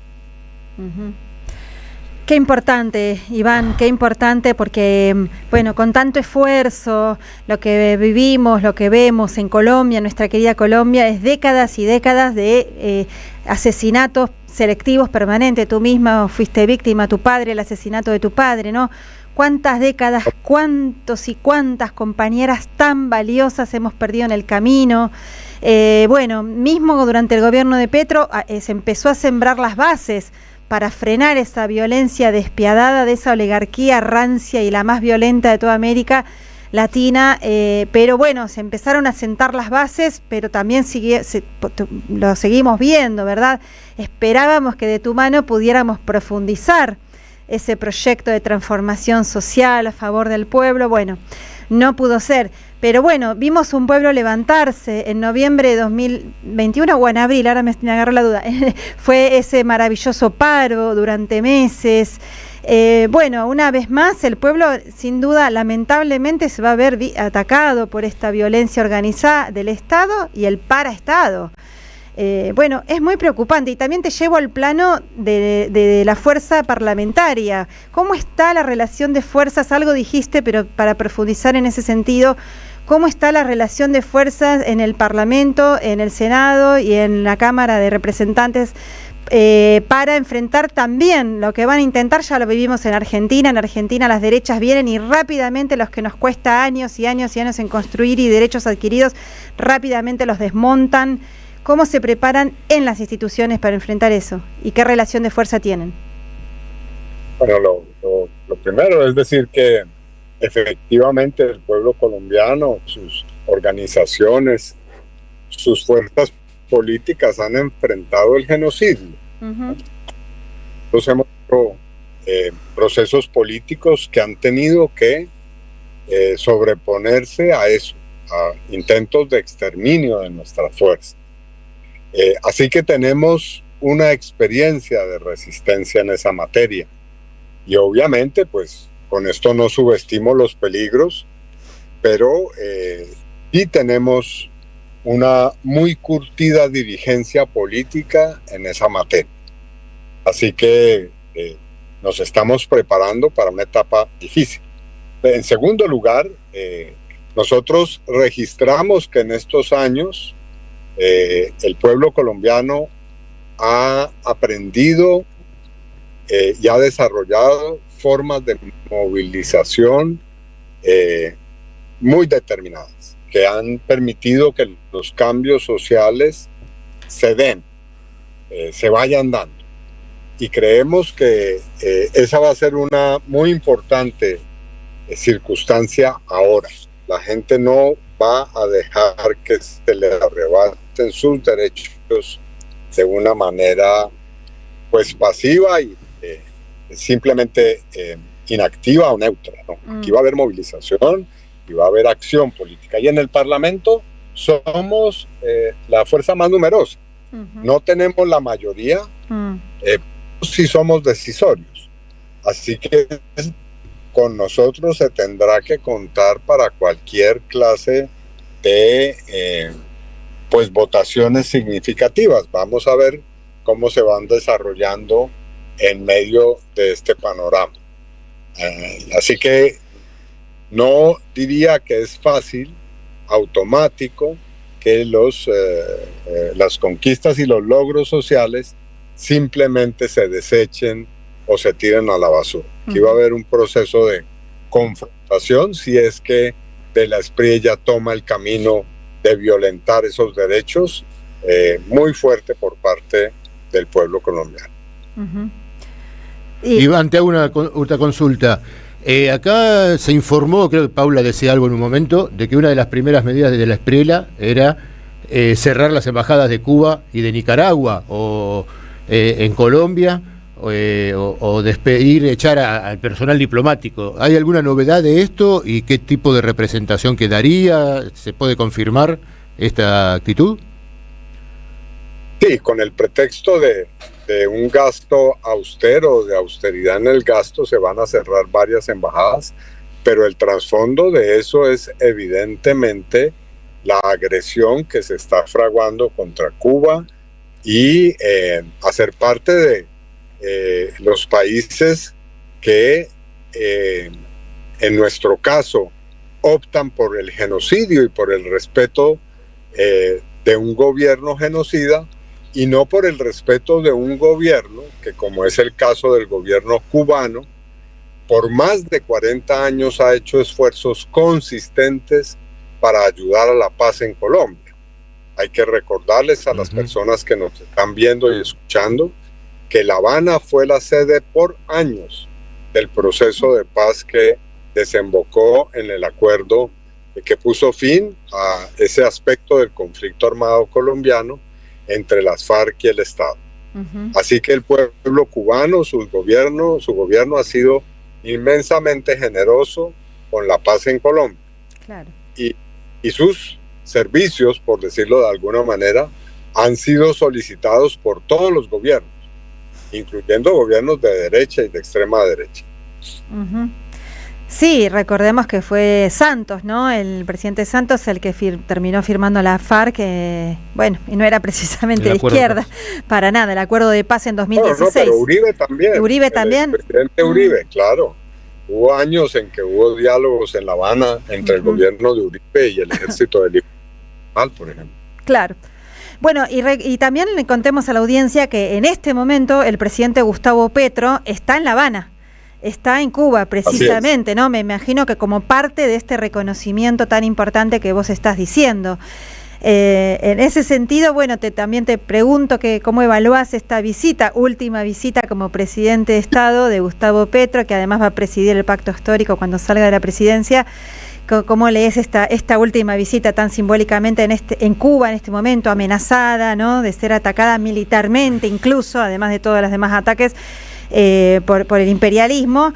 Y también te pego esta pregunta, ¿no? ¿Cómo desde ahora, desde la organización popular política, el pacto histórico, cómo tiene pensado seguir vinculándose a los pueblos de nuestra América, ya no desde la diplomacia del gobierno, pero sí desde la diplomacia de los pueblos, que va a ser tan importante para enfrentar de manera articulada a la articulación de las derechas. Pues yo considero que tenemos el orgullo de que el presidente Petro ha encabezado las causas correctas en el plano internacional. No solamente ha sido pues un líder de la preservación de la vida en el planeta, y ha denunciado los peores efectos del cambio climático y de la economía que se basa en los combustibles fósiles, sino también tuvo el valor de romper relaciones con un gobierno genocida. Desde ese punto de vista estamos orgullosos de que sus actuaciones, incluso esta última, prácticamente uno de los últimos actos de gobierno, sean actuaciones dignas. Y eso también nos pone ante el hecho de que muy seguramente el presidente, una vez pues ya quede liberado de sus obligaciones como jefe de Estado, pueda ejercer un rol importante en la comunidad internacional y contribuir a tejer los vínculos, lazos, las solidaridades necesarias para que podamos avanzar en la conformación de un gran eje progresista en nuestro hemisferio, pero también internacionalmente. Esa es una necesidad imperiosa. Contrasta la manera en que la extrema derecha y el fascismo ha logrado integrarse en el plano internacional con los esfuerzos todavía fragmentarios, muchas veces aislados, que hacen los sectores de izquierda y progresistas en nuestro continente y en muchas otras partes. Es necesario fortalecer esos vínculos y sobre todo emprender acciones políticas concertadas desde los pueblos para resistir globalmente a esta amenaza que se cierne hoy sobre la vida en el planeta y sobre la cultura, sobre lo mejor que tiene la humanidad. Bueno, Iván, realmente lo que nos queda es agradecerte totalmente, absolutamente esta participación en Diálogo Internacional. Sabemos que estás absolutamente ocupado, es impresionante, ¿no? Todas las actividades, hoy mismo tuviste actos, entrevistas, bueno, así que de verdad agradecidas y agradecidos totalmente por dedicarnos este tiempo en Diálogo Internacional, en la radio de las Madres de Plaza de Mayo, en el programa de Atilio Borón. Bueno, te queremos mucho, te apoyamos, sigan con mucha fuerza. Abrazo para ustedes, Atilio, gracias por este espacio tan generoso. Estamos contigo, Iván, estamos contigo. Fuerte abrazo. Fuerte abrazo, gracias. Gracias. Está muy bien. Bueno, qué hermosa, importante entrevista que tuvimos con Iván Cepeda. Han visto qué persona más agradable, qué claridad política tiene en su acción, en su palabra, un hombre coherente, como decía el Che, ¿no? Entre el pensar y el hacer, el decir también. Así que bueno, toda nuestra fuerza con el pueblo colombiano. Se vienen tiempos oscuros, difíciles, pero bueno, rescatamos, como de lucha, como suele suceder en América Latina. Y con fuerza. Con mucha fuerza y con experiencia. Como decía, ¿no? Iván rescataba, ¿no? Tenemos, no es la primera vez que tenemos que enfrentar estos desafíos. Tenemos experiencias, tenemos raíces, arraigo en el pueblo, y desde ahí seguramente el pacto histórico enfrentará momentos complejos, pero que bueno, es lo que nos está tocando en nuestra América en estos momentos. Sí, pero rescato eso, tienen fuerza política, tienen con qué, tienen pueblo organizado, tienen herramienta política, así que bueno, esperemos que puedan resistir, porque va a ser duro, ¿no? Viene, como decía él, esbozó esto de que va a ser, ni siquiera es un títere es un Estado ocupado por, ¿no? Directamente el imperialismo. Bueno, sí, Leandro Deza. Ya nos vamos directamente a la última tanda y volvemos con el último ratito de Diálogo Internacional. Diálogo Internacional. Atilio Borón y un gran equipo analizan la cuestión latinoamericana en primera persona. Diálogo Internacional, los sábados a las 18 en AM530. Somos Radio. Para aprender a volar, entre tanta gente de pie, hay una radio que nunca se apaga.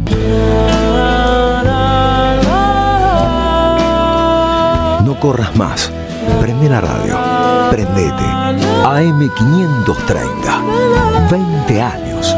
Somos radio. Somos comunidad.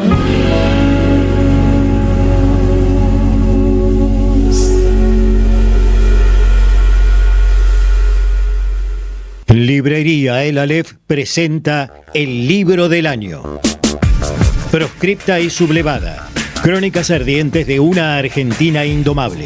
Dice Cristina Fernández de Kirchner. Roberto Caballero y Cintia Ottaviano recuperan para nuestra memoria histórica hechos y figuras. No se trata de saber historia, sino de comprenderla, porque el futuro tiene historia. No te pierdas este libro con prólogo de Cristina Fernández de Kirchner. Sumate a la ola sublevada. Pedilo en www.aleflibros.com.ar y lo recibís en cualquier lugar del país. En Lanús trabajamos por una ciudad más segura. En estos 2 años triplicamos el patrullaje sumando 127 vehículos, 38 motos y 385 agentes. Incorporamos 80 cámaras de videovigilancia y un nuevo anillo digital con 40 lectoras de patente y 10 pórticos en nuestros accesos. Instalamos 430 alarmas vecinales y lanzamos la app Lanús Segura, un acceso más rápido a nuestros servicios de emergencias. Lanús Gobierno, la ciudad que nos merecemos. Diálogo Internacional, hasta las 20 en AM530. Somos Radio.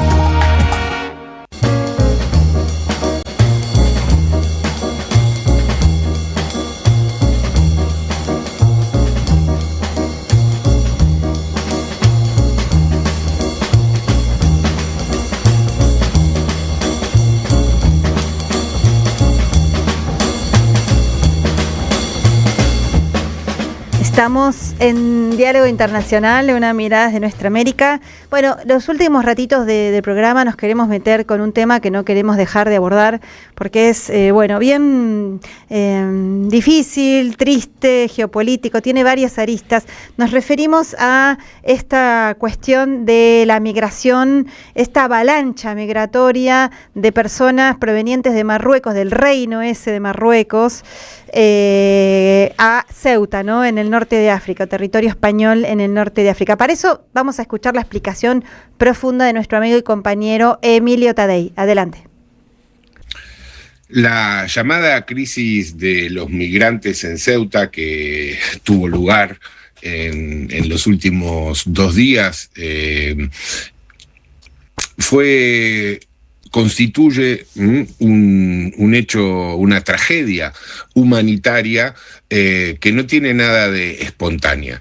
Se trata de un mensaje explícito y diría mafioso que están dando Trump, Netanyahu y el rey de Marruecos, Mohamed VI, que decidieron, como decía recién, mandar un mensaje claramente intimidatorio al gobierno español y a las posiciones políticas adoptadas por el gobierno español en relación a su solidaridad con el pueblo palestino y en relación a la respuesta o el posicionamiento que el gobierno español de Pedro Sánchez ha estado teniendo en el último tiempo respecto a las propuestas de Trump hacia Europa, en un sentido contrario o con manifestaciones contrarias a las pretensiones de Trump. De esto se trata esencialmente esta operación, que busca recuperar el control de Estados Unidos y sus aliados en el Mediterráneo occidental. Hay una serie de antecedentes que permiten entender esta crisis o el origen de esta crisis. En primer lugar, los llamados Acuerdos de Abraham, que fueron firmados en 2020 durante el primer gobierno de Trump entre Estados Unidos, Israel y Marruecos, que a partir de ese momento reconocieron al gobierno de Israel y abrieron la puerta a una serie de acuerdos entre Marruecos e Israel para que Israel provea tecnología para el control marroquí de los territorios del Sahara Occidental que ese país ocupa, y donde vive el pueblo saharaui que reclama su autodeterminación. Entonces, esto es un elemento importante. Después hay otros dos antecedentes más inmediatos. Uno es la firma reciente de un acuerdo entre España y Argelia, que es adversario de Marruecos, justamente por la cuestión saharaui, de un acuerdo por el cual Argelia provee prioritariamente de gas a España, ¿no? Y otro antecedente es el hecho de que en España se dio luz verde a una ley que pretende ser aprobada en el Congreso y que es el otorgamiento de la nacionalidad española para personas de origen saharaui. Y esto colisiona con los intereses y la posición de Marruecos. Entonces, este conjunto de elementos, hay otros más, pero me parece que estos son los más importantes, son los que permiten entender el contexto en el que se desarrolla esta operación. Y digo operación porque hay imágenes que muestran que los inmigrantes que cruzaron a Ceuta fueron llevados en camiones por el gobierno marroquí, y los guardias del lado marroquí abrieron las puertas para que esta gente cruce, generando así un hecho que tiende a impactar o a desestabilizar al gobierno español.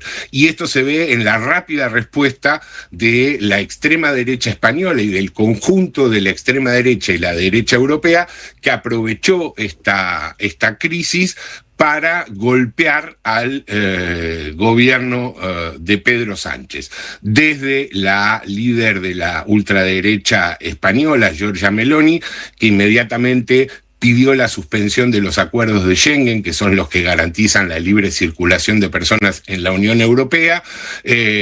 También la ultraderecha finlandesa, que dice que hay que suspender Schengen, todo al servicio de Trump y del rey marroquí.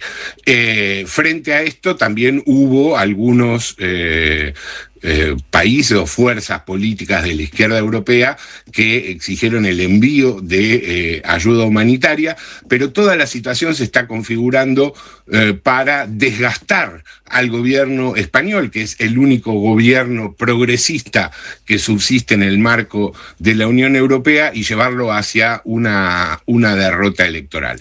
Un último elemento que me interesa señalar es que en este contexto de presiones hacia España, Francia, por ejemplo, el gobierno de Macron, está controlando el principal paso fronterizo entre España y Francia, que es por donde circulan las mercaderías que España exporta al resto de los países de la Unión Europea y por donde circulan los turistas. Recordemos que estamos en un periodo estival en Europa y por lo tanto hay gran afluencia de turismo europeo a las playas españolas, y este control va a afectar seriamente desde el punto de vista económico a España, con lo cual esto repercute, digamos, directamente en la situación económica y social española, y la perspectiva es que repercuta en un sentido negativo, es decir, que se degrade y esto impacte en el gobierno o en la legitimidad del gobierno de Sánchez. Es por eso que rápidamente las derechas y las extremas derechas europeas han tomado esto como una bandera para profundizar las políticas xenófobas, racistas de control migratorio, pero al hacer esto creo que se están tirando un tiro en el pie, porque a su vez esto va a tender a reforzar las posiciones, las políticas y los discursos de Trump, que tienen por objetivo terminar de liquidar a la Unión Europea.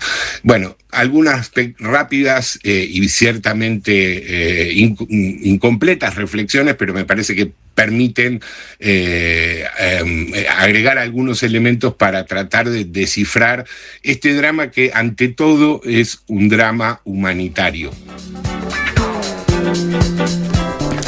Bueno, qué claro, ¿no? Me parece muy claro la explicación de Emilio Taddei, además por todo lo que explica este eje que él hace al final, ¿no? Que estamos hablando de un drama humanitario y de cómo se utilizan las necesidades de sectores de la población para objetivos políticos de lo más espurios, ¿no? Para intentar desestabilizar gobiernos, generar problemas, etcétera, sin importarle en lo más mínimo las consecuencias humanitarias, como decía Emilio, que estas acciones impulsadas por el imperialismo, por Donald Trump, por Netanyahu, y contra un gobierno que tiene matices importantes, ¿no? Pero que no es, como diría en América Latina, de los más enemigos tampoco, digamos, que tiene matices importantes, pero que ni eso es soportado, podemos decir, por la administración Trump, y trata de desestabilizarlo en algo que creo que también es importante en lo que destaca Emilio, estos intentos de pulverizar la Unión Europea por parte de Trump para ejercer un dominio mucho más fuerte sobre la región. Sí, qué inteligencia perversa, ¿no? ¿Atilio? Sí, no, me parece tremendo. La utilización de una situación, ¿verdad?, desesperada para mucha gente en Marruecos, muchos sectores que están ahí y que ven la posibilidad de llegar a Europa, ¿verdad? Pero bueno, Europa está enfrentándose a un dilema, una población declinante que no alcanza a reproducirse. La tasa de fertilidad promedio de las mujeres en Europa están en 1.2, 1.3, lo cual quiere decir que no se reproduce la población. Y la reproducción requiere, digamos, por lo tanto, ante ese bajón, de la llegada de población inmigrante que pueda tratar de ocupar esos cargos que ya no hay gente, por ejemplo, para hacer frente a las necesidades de cuidado de una población envejecida. Es decir, no es que se necesitan obreros, sí, por supuesto algunos, pero cada vez más, cuando tenemos una población envejecida como la de España, como la de Italia, como la de la mayoría de los países europeos, necesita gente que atienda hospitales, geriátricos, primeros servicios, etcétera, y no tienen esa gente. Entonces todo acá una complicación fenomenal que además, como decía Emilio muy bien, está aprovechado para atacar a un gobierno, al único, diría, gobierno europeo que ha tenido una postura clara en relación al genocidio palestino. Claramente. Sí, y afirmándose además sobre las penurias del pueblo saharaui. Ay, ¿no? Sí. No nos olvidemos de esto, que estamos ahí de décadas de lucha del pueblo saharaui pidiendo su autodeterminación, enfrentando la opresión marroquí. También este es el contexto en el que tenemos que entender por qué es una crisis humanitaria de profundidad, que no empieza con estas medidas, sino que se viene arrastrando desde hace décadas en esa región. Así es. Bueno, vamos a volver, seguramente podemos entrevistar al compañero de representante del pueblo saharaui en estos días, algunos de estos sábados en Diálogo Internacional, como ya lo hicimos. Y bueno, se nos va yendo el programa. Atilio, Marce, le mandamos un beso muy grande a Telmi, que bueno, todavía está un poquito pachucha. Que se mejore pronto y la esperamos. Sí, te esperamos y te queremos mucho. ¿Y tenemos ganador o ganadora? Así es, aquí ¿Del libro? Leandro me ha pasado la ganadora del libro Biodiversidad, de Daniel Melendi, Laura Scafati y Wolfgang Bollheimer, de Ediciones Continente, es Natalia, cuyo DNI termina en 169. Así que, Natalia, a partir del día martes, podés pasar a buscar tu ejemplar del libro Biodiversidad, de Ediciones Continente, por Librería Badaraco, Avenida Entre Ríos 921, Ciudad de Buenos Aires. Excelente, creo que es la compañera que había dicho que quería ir a Cuba. Bueno, y que ya fue varias veces, tuvo la suerte de estar en las brigadas de trabajo solidario, así que sabe muy bien, conoce muy bien Cuba, me encanta. También un oyente por ahí nos escribía y de paso saludamos y agradecemos todos los mensajes que nos manda nuestra querida oyentada. Decía respecto de Breno, que todo el tiempo respecto de Venezuela repetía la palabra reculo. Claro, sí, se estaba haciendo recule, digamos recule, retroceso, estaba haciendo referencia a eso, sí, no lo quisimos corregir. Bueno, y terminamos nuestro programa, también no hablamos, pero fue tema de toda la semana, muy importante porque también abarca el plano internacional, la presentación de los 2 nuevos abogados de Cristina Fernández de Kirchner en la ONU. Así que bueno, también importante, se abre un cuño de posibilidades de que por lo menos la vergüenza judicial de Argentina pueda quedar expuesta ahí en los escenarios internacionales y por lo menos eso tal vez influya para que se haga justicia y Cristina Fernández de Kirchner quede en libertad porque es lo que corresponde, porque no cometió ninguno de los crímenes que le dicen haber cometido y además porque la persiguen por las cosas buenas que ha hecho por este país y por América Latina. Así que bueno, quédense escuchando Basta de Sonceras. Querido Atilio, te saludamos. Bueno, un saludo para todos, la verdad, espero ya el sábado que viene estar en el piso, porque no es lo mismo seguirlo a través de estas tecnologías informáticas que estar ahí presente, pero salió muy lindo el programa, se escuchó muy bien, salvo unos poquitos momentos donde Iván Cepeda nos hizo el gran honor de atendernos mientras estaba siendo trasladado de una parte a otra, creo que estaba en Bogotá o no sé. Después de un acto re importante. Después de un acto, realmente, y dijo cosas que realmente valen la pena, así que bueno, nada, nada más que eso y nos veremos el sábado que viene allá en el piso. Así es. Sí, bueno, Marce, te saludo también y bueno, con vos la oyentada se va a encontrar. Nos vemos, si nos podemos conectar el sábado que viene desde La Habana, estaremos, y si no, dentro de 15 días ya aquí en el estudio de nuevo, contando un poco todo esto. Así es, y yo estaré en el estudio recién en 3 semanas, el 22 de agosto, pero también intentaremos salir, si se puede, ojalá se pueda, algunos minutos desde La Habana. Y bueno, quédense escuchando Basta de Sonceras. Gracias Gabriela Gugliaro, gracias Leandro Deza y hasta la victoria siempre. En AM530 pasan muchas cosas y todo lo que pasa está en la red. Somos Radio AM530 en Instagram. Entérate de lo que pasa.